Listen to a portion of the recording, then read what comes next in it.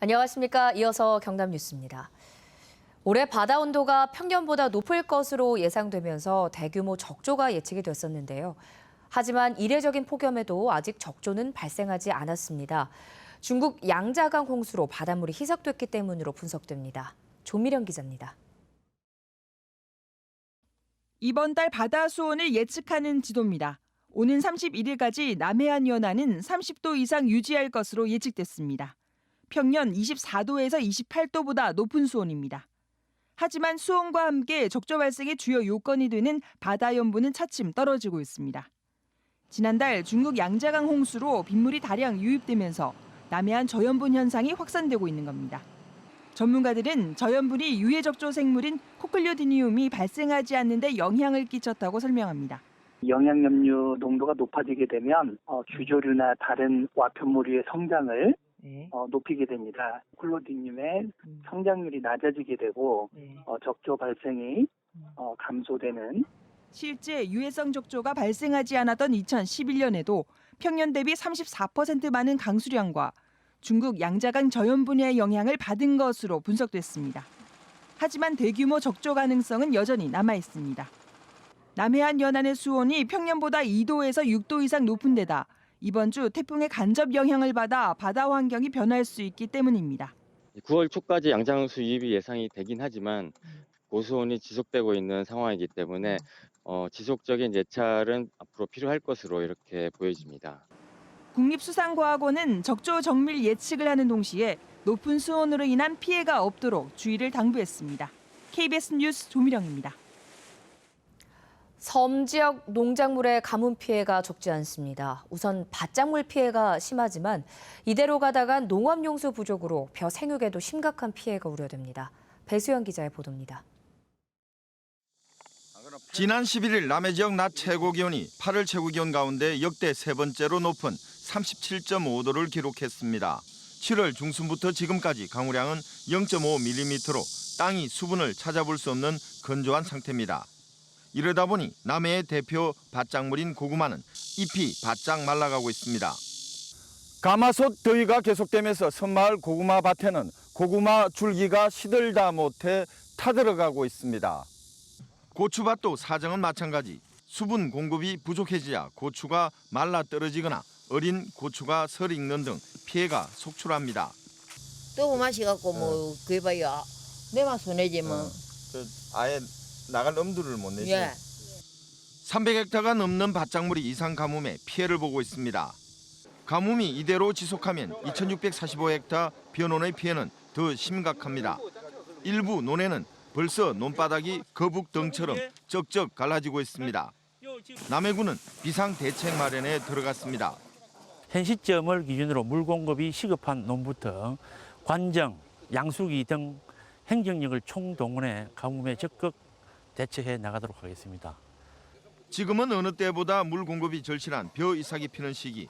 하지만 논바닥은 사막처럼 건조해지고 있어 오랜 불볕 더위로 유례없는 가뭄 피해가 우려되고 있습니다. KBS 뉴스 배수영입니다. 광복절을 포함한 이번 연휴까지 경남 지역은 폭염이 절정에 이르겠습니다. 부산지방기상청은 고기압의 영향으로 폭염이 점차 강화되겠다며 이번 폭염은 당분간 이어지다 오늘 16일 이후 다소 누그러지겠다고 예보했습니다.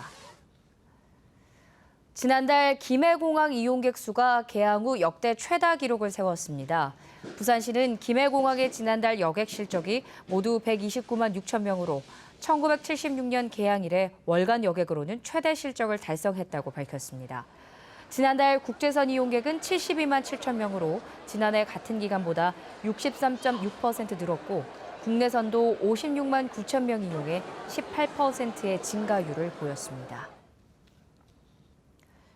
여름 휴가철을 맞아 경남 지역 연안 여객선 이용객이 크게 늘었습니다. 마산지방해양수산청은 지난달 22일부터 지난 7일까지 경남 지역 연안 여객선 이용객이 19만 5천 명으로 지난해 같은 기간보다 4.6% 증가했다고 밝혔습니다. 항로별 이용객 증가율은 소매물도에 이어 욕지도, 사량도, 한산도 순입니다. 28회를 맞은 거창국제연극제가 올해 거창군의 지원 없이 스스로 재원을 만들어 행사를 치렀습니다. 지난해보다 유료 관람객은 늘었지만 지속적인 운영을 위해선 과제가 많습니다. 김준원 기자가 보도합니다. 폭염경보 속에 피서객들이 더위를 피해 계곡에 몸을 담갔습니다. 계곡 바로 옆에는 연극이 펼쳐지는 무대가 마련돼 있습니다. 계곡물에 몸을 담그고 연극을 볼 수 있는 곳, 거창국제연극제입니다. 밤에도 이제 연극 보러 가면 맨날 실내에서만 연극을 보다가 실내에서 보면 이제 색다른 경험이 될 것 같습니다. 아주 기대가 많이 큽니다. 올해 거창국제연극제는 우여곡절 끝에 열렸습니다. 거창군이 주최 측의 내부 갈등 등을 이유로 8억 2천만 원의 예산 지원을 끊었기 때문입니다. 연극제 주최 측이 예산을 스스로 조달하다 보니 참가단체는 기존 절반 수준인 20여 개로 줄었고 공연 횟수도 4분의 1로 축소됐습니다. 하지만 자원봉사단체 등의 도움으로 유료 관람객은 지난해보다 10% 늘었습니다. 작품을 선별을 할 때 굉장히 신경을 많이 썼습니다. 초대권을 가지고 오시는 분들도 저희들이 어렵다는 것을 알고 유료로 많이 구입을 해주시고. 홀로 서기에 나섰지만 국제연극제라는 이름에 걸맞기 위해서는 과제도 남아 있습니다. 수승대 말고도 학교, 병원 이런 곳에서도 같이 축제를 할 수 있는 좋은 공간들을 좀 더 활용을 하면 관람객이 피서객 위주인 점과 외국인의 호응을 이끌어낼 콘텐츠 부족도 한계로 지적되고 있습니다. KBS 뉴스 김준원입니다. 사드 배치 발표 이후 부산에서 열리기로 했던 중국 관련 행사 등이 잇따라 연기됐습니다. 아직까지 중국인 관광객 수 변화는 없지만 관광업계도 타격을 받게 되진 않을까 걱정이 커지고 있습니다. 공웅조 기자가 취재했습니다. 중국인 관광객 2,600명이 방문한 한 면세점은 발 디딜 틈이 없습니다. 사드 배치 발표 이후에도 아직까지는 중국인 관광객 수가 차이가 없습니다. 해외 관광객만큼 수개월 전에 예약이 완료된 상태로 일정제로 움직이기 때문에 사드 배치로 인한 관광객 감소 현상이 일어나지 않고 있으며 중국인들도 우호적인 한중 관계가 악화되지는 않을 것으로 전망합니다. 我相信外部的事情是不会影响中韩的传统友谊的。 하지만 중국 정부의 제재로 한중 문화 교류에 중단이 잇따르는 등 상황이 녹록지는 않습니다. 이번 달 부산에서 촬영 예정이던 중국 광저우 관광국 주최의 미인 선발 대회는 무기 연기됐습니다. 오는 25일 개막하는 부산국제광고제는 중국의 주요 협찬사가 사드를 이유로 불참을 통보했고 중국 광고인들의 참석 신청도 저조한 상황. 한국 관광 중단이라는 최악의 결과로 이어지진 않겠지만 만일에 대비해 오는 11월 중국에서 열릴 관광 로드쇼는 개최 장소 변경도 염두에 두고 있습니다.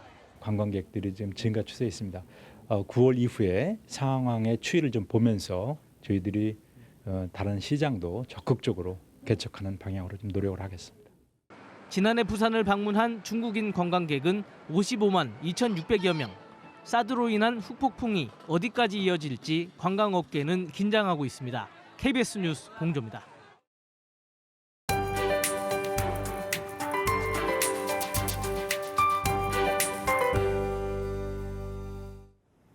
매일 덥다는 소식만 전해드리고 있습니다. 기록적인 폭염이 기승을 부리고 있는데요. 어제 하루 가장 더웠던 지역은 합천시입니다. 38.8도까지 올랐고 그 밖의 지역도 35도에서 8도를 넘나드는 절정의 더위가 이어졌습니다. 주말 내내 폭염 수준의 더위는 계속되겠습니다. 볕이 무척이나 강한 점 염두에 두셔야겠고요. 광복절을 기해 기온은 조금씩 내림세를 보이겠습니다. 오늘은 고기압의 가장자리에 들겠습니다. 현재 전국의 구름량 적은 모습이지만 곳곳에 안개가 자욱한데요. 특히 내륙에 계신 분들은 교통안전에 각별히 신경을 쓰셔야겠습니다. 현재 기온 살펴보겠습니다. 창원의 아침 기온 26도, 김해는 27도를 가리키고 있습니다. 어제 같은 시각과 비슷하게 출발하는 가운데 낮 기온은 창녕 38도, 함안 37도, 창원의 경우 36도까지 오르겠습니다. 서부 지역도 모든 시군에 폭염특보가 내려졌습니다. 벌써 20일을 넘어가는 상황인데요. 한낮에는 남해 37도, 사천과 합천 38도로 예년 수준을 5, 6도가량 웃돌겠습니다. 바다의 물결은 모든 해상에서 비교적 잔잔하게 일겠습니다. 새로운 한 주는 이번 주보다 낮 기온 내림세를 보이겠습니다. 더위의 기세가 조금은 누그러질 것으로 전망됩니다. 기상정보였습니다. 경상대병원 류머티스성 관절염 전문질환센터가 보건복지부 공공전문진료센터로 지정받았습니다. 관절염 전문질환센터는 보건복지부 요구 조건인 입원병실 80병상, 중환자실 4병상 이상 등 시설과 인력, 사업 실적 기준 등을 충족해 공공전문진료센터로 지정받았다고 밝혔습니다. 공공전문진료센터는 수익성이 낮아 공급이 원활하지 않은 진료 과목에 분야별로 센터를 지정해 보건의료 서비스를 제공하는 사업입니다. 진주시가 어제 올해산 햇배 16.2톤, 3,700만 원어치를 대만으로 수출했습니다. 이번에 수출된 배는 진주 원예농협 배수출농단에서 10일부터 선별해 올해 처음 수출했습니다. 진주배는 과일 분야 전국 최초로 KMF 할랄 인증 등을 받았으며 홍콩과 대만, 싱가포르, 베트남, 아랍에미리트 등에 수출할 계획입니다. 경상남도 농업기술원 화훼연구소가 자체 개발한 경남산 스프레이 국화 49품종을 전국에 보급합니다. 화훼연구소는 지난 2003년부터 스프레이 국화 품종을 개발해 54농가 17.8헥타르에 보급했지만 모두 경남 내에서만 제한적으로 재배되는 실정입니다. 화훼연구소는 종묘업체와 농업기술센터와 연계해 우수 품종의 보급을 확대하는 한편 해외 실증시험 사업을 추진해 해외 수출 시장도 넓혀나갈 계획입니다. 경남 도립미술관이 미술관 활성화와 대중화를 위해 기획한 미술 난장인 미술관 앞 아트마켓이 오늘 열립니다. 이번 아트마켓은 지역의 순수미술, 디자인 공예 등 다양한 장르의 작가 34개 팀의 개성을 담은 창작 작품과 미술 소품 1,500여 점이 미술관 내 열린 공간에서 판매됩니다. 잘못된 위치 선정으로 기온이 실제보다 높다는 지적을 받아온 김해시 공동기상관측소에 문제가 없는 것으로 결론이 났습니다. 부산기상청과 김해시, 한국기상산업진흥원은 최근 김해시 생린면과 부원동 등 두 곳 기상관측소에 대한 공동 현장 조사를 한 결과 기상관측소의 주변 환경이 양호하고 오류가 생길 관측 요소가 없다고 결론을 내렸습니다. KBS 뉴스를 마칩니다. 고맙습니다.